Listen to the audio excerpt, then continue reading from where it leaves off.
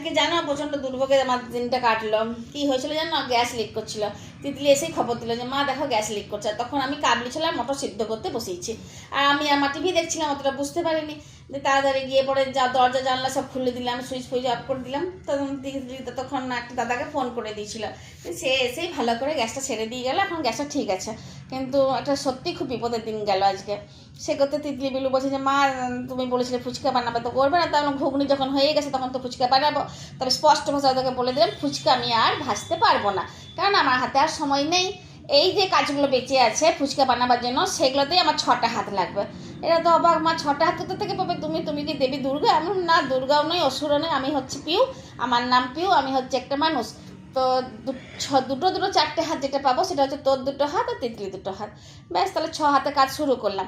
তো সবই মোটামুটি আমি সকাল থেকে জোগাড় করে রেখেছিলাম যে বিকালে খাবো বলে। তো বিকালে আর খেলাম না, খেলাম একদম রাত 8টায়। তা বিলু কি ফুচকাটা কিনে নিয়ে এলো ফুচকাওয়ালার দোকান থেকে, আর আমি সেই ফাঁকে আলু সেদ্ধ করে নিয়েছিলাম, ঘুগনি বানিয়ে নিলাম। লিচু, জাম, আম, পুদিনা সমস্ত কিছু বেটে পরে জল বানিয়ে ফ্রিজে রেখে দিয়েছিলাম, বরফও জমতে দিয়েছিলাম। কেননা এই গরমে ফুচকায় যদি ঠান্ডা বরফওয়ালা জল দেওয়া হয় না, তাহলে কিন্তু খেতে আরও দুর্দান্ত লাগে। তো প্রথমে আলু সেদ্ধটা ঘুগনি, চাট মশলা, ভাজা মশলা, কাঁচা লঙ্কা কুচি, ধনেপাতা কুচি, পেঁয়াজ কুচি দিয়ে মেখে ওপর থেকে আবার খানিকটা ঘুগনি, চাট মশলা, ভাজা মশলা, কাঁচা লঙ্কা কুচি, ধনেপাতা কুচি, পেঁয়াজ কুচি ছড়িয়ে দিয়েছিলাম, তাতে প্রত্যেকটা ফুচকাতে সমান পরিমাণে সব জিনিস থাকে। এরপর জল দিয়ে সাজিয়ে দিলাম।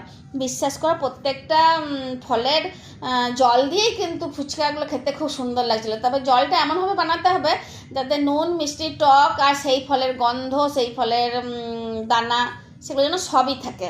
মানে দানা মানে কী বলবো, মানে ফলগুলো টুকরো টুকরো যেন থাকে, তাহলে খেতে আরও ভালো লাগবে। তবে 1 নম্বর হয়েছিল ল্যাংড়া আম দিয়ে যে পিউরিটা বানিয়েছিলাম, সেটাই।